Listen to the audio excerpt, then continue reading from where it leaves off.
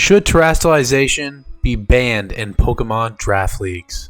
What's up guys, it's Obo, and today I've gathered some friends and some coaches of the BBR to answer this question. Huge shout out to all of them for helping me out with this video. Before we get any further, it would mean the absolute world to me if you all would leave a sub. It goes a long way just to take a second to subscribe to me, and it helps me out a ton. First, we are going to start off with the one and only Pokegame MD. Let's see what he has to say about Terastallization in Pokemon Draft Leagues. What's up, I'm Pokegame MD. I'm going to give my opinion on Terra in draft based on playing. I think that Terra, it should be restricted, but with free Terra. By that I mean that only one person should be able to Terra, so a Terra captain. However, in the BBR, we can only do 2 Terras on that. It has to be a stab and then 1 non-stab. I think it should be just anything that Pokemon can be, but you'll just make it worth more points, so you have to take into account your actual points when you do it. Right now, Terras are worth like a percentage of how much the Pokemon is worth, but I think you can raise it higher just because it can get free Terra.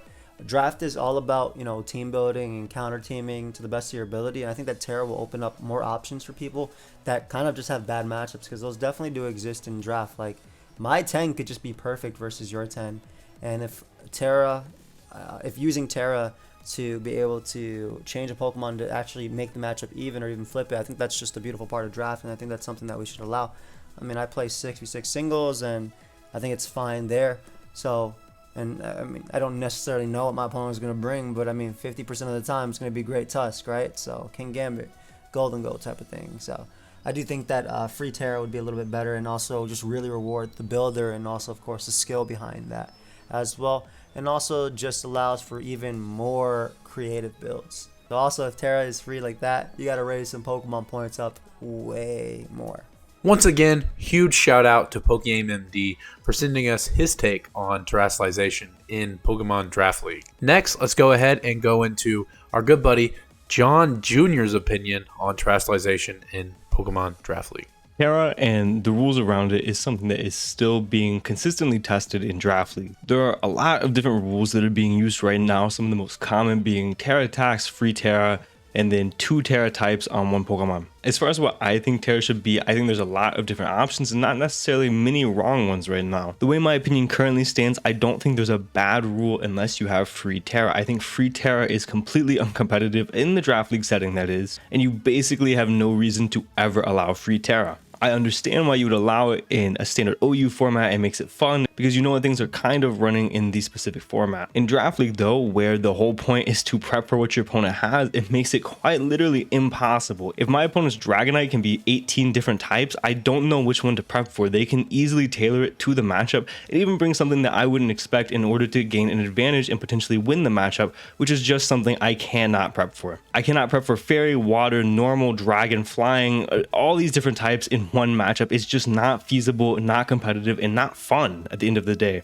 And at the end of the day, that's what's important with Pokemon, is we have fun and everybody has fun. And I do not think not only is free Terra uncompetitive, it is just simply not fun. As for the other formats, I don't necessarily have a favorite right now. I think there's a lot of really fun ones. I really enjoyed Terra attacks. I've enjoyed 2 captains. I've enjoyed only Pokemon under 10 points.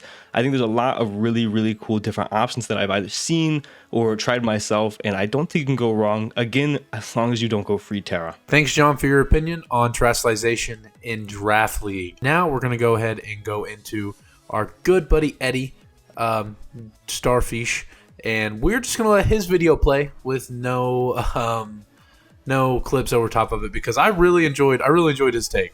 Competitive draft battles are incredibly hard. There's so many layers to it, just like a hamburger actually. You first have the bread, which could represent the 2 players' skills. Some buns are kind of soggy slices of white bread, and others are pristine hamburger buns with the great sesame seeds. Some players are pretty good, and some players are kind of fucking awesome. I'm gonna keep it stacked. Next up are the patties. These can represent the Pokemon that each player drafts, the meat of the draft. Some patties are really dry and just tough to get through, and other of them are super juicy and just absolutely delicious. There are also toppings like tomatoes and lettuce, and you could call these the synergies of the team because they kind of wrap the whole burger together, elevating them from a basic dollar meal burger to a 5-star delicious dinner. Additionally, there are sauces. These could represent the format that you're playing in, whether it's the Nat decks, you could also be playing Paldean decks only, pre-home, post-home. There's also low tier, little cup, VGC. There are so many different sauces that you could be putting on your burger. You put these on when you feel like it. But finally, we have the secret ingredient. These are the special mechanics that make the burger unique. In the past, these were your megas, or then the Z moves, the D word, and most recently, Terastallization. Now, I don't know about you guys, but I find the taste of Terastallization incredibly overwhelming. Most of the time you kind of just have to sprinkle it on or just outright not put it on your burger. Gen 8 Draft League was so incredibly lame that the most interesting thing that we were arguing about was whether we're playing Nat decks or Galarian decks. That was from a lack of a mechanic to use. So, is outright banning Terastallization the play? No way, Jose. I do not want to go back to eating a seasonless, dry burger for another few years. That being said, we also can't let the chefs put everything onto a burger. That's how we end up with a super nasty concoction known as Burger King. There needs to be regulations. I propose that we allow one captain on each team that can Terra into whatever it wants. But here's the catch. At the start of each game, both players have to reveal what Terra typing their captain is. This allows both players to open up the menu and plan accordingly. Allows for a whole nother layer of battling mid-game without removing the mechanic. Having to sit there and play against a Dragonite who can either Terra into a normal and just E-speed you or be special with Terra Fire is so unbelievably frustrating. It's just too good. This keeps the creativity of prep and battle unique throughout the entire game without being blindsided by a completely random Terra on just an offensive sweeper that closes out the game. Now tell me this, do you really order burgers off the menu without a single idea what you're about to get? I don't think so. Big shout out to Eddie on that. And yeah, let's go ahead and get into the next person. The next person is going to be Jay Ricky. Let's go ahead and hear their opinion on Terastallization. First of all, I believe Terastallizing should not be banned in Draft League. I think it's a balanced gimmick that adds a lot to the game, unlike last gen's gimmick where we banned it and the meta became incredibly stale. However, I think anything that isn't a singular Terra captain with restricted and declared typings is too much for Draft League. I am not a fan of multiple Terra captains with declared typings or a singular Terra captain that can Terastallize into any typing. I feel this creates an unhealthy environment with too many nuances that makes building and playing way too overwhelming. The Terra system I have enjoyed the most, and it seems to provide the most balance in my opinion, is the current BBR Terra rules, where you have to pay a Terra tax to be able to Terastallize your Pokemon. I also like the idea of one stab typing and another typing of your choice. Seeing as they have to be declared post-draft, it means you can prep for both typings accordingly. I would not be opposed, however, to experimenting with banning the top tier mons such as Chien-Pao, Iron Valiant, Roaring Moon, just to name a few, from Terastallizing. These Pokemon are already major threats, and them being able to Terastallize means they are significantly more difficult to check. So I believe if they are forbidden from Terastallizing, it would make them more balanced and easier to play and build around. Anyways, this is simply my opinion. Feel free to disagree with it, but it's based on the leagues I have played in this gen and the tons of Draft League content that I consume. Thank you, Jay Ricky, for that.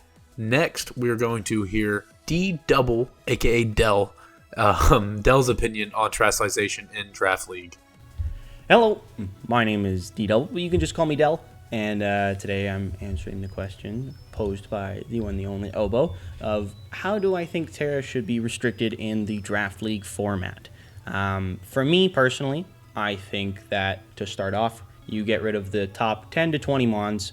You just say, hey, guess what? You don't get to Terra anymore. You're way too good with this. You know, your Chien-Paos, your Dragapults, your Dragonites, things like that. Eliminating them really opens up the field for, you know, other things to have their time to shine with Terra. The top 10 to 20 mons in the format don't really need the Terra to begin with, so taking it away from them, it's not going to overly hinder them. It just makes them slightly less oppressive in terms of prepping and actually playing against them in the format. For me personally, I'd like to see 1 to 3 Terra types available on the mons below that, if that is the case. Open Terra is just a little too much, but I think I'd like to see more variety in the format. Having one or two things that can, every week is a little boring. And I'd like to see that little bit of extra variety. You'd see more interesting matchups, at least with it, in my opinion. And then in terms of pricing these things, I think a Terra tax is the perfect way to go about it. You can have your Terra captains, whether it be one or two, but you're going to need to pay extra points, anywhere between 3 to 4 extra points, depending on how oppressive the thing can be with Terra, to have it on that mon. So TLDR, ban the top 10 to 20 from using it. Give it a Terra tax, 3 to 4 points, and then make it 1 to 3 different Terra types that are available for that mon to use. I hope you guys have a wonderful rest of the day. Enjoy the rest of the video. Thanks, Del. Huge shout out to you, buddy. Lastly, we are going to have OG Albina. We're going to see what his opinion is on terastallization and Pokemon. So the terastallation mechanic is really, really finicky in Draft League, and I honestly don't know if we have the objective correct answer on the best way to approach it in this counter team format as of right now. Now, my personal favorite rule set for right now is actually going to be the rules that we're using in BBR right now, where we have one Terra captain with a Terra tax. You spend a little bit more for it because it becomes inherently more valuable when it can obviously change types and things like that. And you get 2 typings. Now, whether that be a stab and a non-stab, or something I'm thinking about next season is making it just 2 types in general you pick. I personally prefer that over something like free Terra. And reason being, in draft, it might be fun from your building perspective, right? If I have a Volcarona and I'm building for my opponent and it's free Terra, it might be really fun to find that crazy, Terra bug set, or not even Terra bug, it's already a sap type. I'm trying to think of a weird type. Say Terra Dark Volcarona just 6-0s, and you come up with some crazy set, it does really well. Or you have a Terra All Heatran, and you're on Terra Water, Iron Defense Body Press Rest Talk, like John did in a recent game I watched of him. It's really cool from that side, right? It feels awesome to come up with a cool set like that. But from the opposing perspective, if I'm playing an Annihilate and I have no idea what it can tear into, it can tear into 5 different types viably, it becomes extremely overwhelming and restrictive in the team builder, and I feel like it's incredibly over-centralizing, adds way too many 50-50s and things like that. I've played in plenty of leagues that allowed kind of both of these rules, whether it be restricted Terra types or just free Terra on a mon. And I don't know, it's really, really tough to justify free Terra in a counter team format for me personally. It seems incredibly overwhelming. The only other rule that I think I would be okay with free Terra on, or something I really want to try, is the current DPL rule set, where you have 2 Terra captains and they can Terra into anything, but on Team Preview, so this is on Showdown, on Team Preview it shows you the Terra typings of the mon, so you're at least going in. And I think that is better, but it still makes it really, really tough in the builder, and so much of draft preparation, and really just like having a solid team, comes from being in the builder. And you just might not be prepared for that, even if you know it's coming, and it still adds 50-50s on whether or not they're going to Terra, when they're going to Terra, things like that. So, I don't know. It's a bit tough to me. I personally do lean towards more restricted Terra Captain rules with like designated types and things like that. But that's just me. Huge shoutouts to Pokegame, John Jr., the Starfish, J. Ricky, D Double, and OG Albina for giving their opinions on Terra and Draft. Now, my own opinion, I'm going to keep it pretty short and sweet since, it's been an entire video having everyone explain their opinions. But I believe that there should be a Terra tax on all Pokemon, and there should be some complex bans. So Pokemon like Dragapult, Chimpao, Iron Valiant, Palafin, shit like that should not be able to terastallize. I just kind of feel like it'd be super cool to see lower tier Pokemon shine with Terra in these Draft League battles. If you guys did enjoy, please leave a like and comment down below. Also, like I said in the beginning of the video, please subscribe. It means a lot to me. I'm on the road to 300 subscribers. I'm at like 284 now. So, yeah, that's going to be for me, guys, and I'll see you guys later.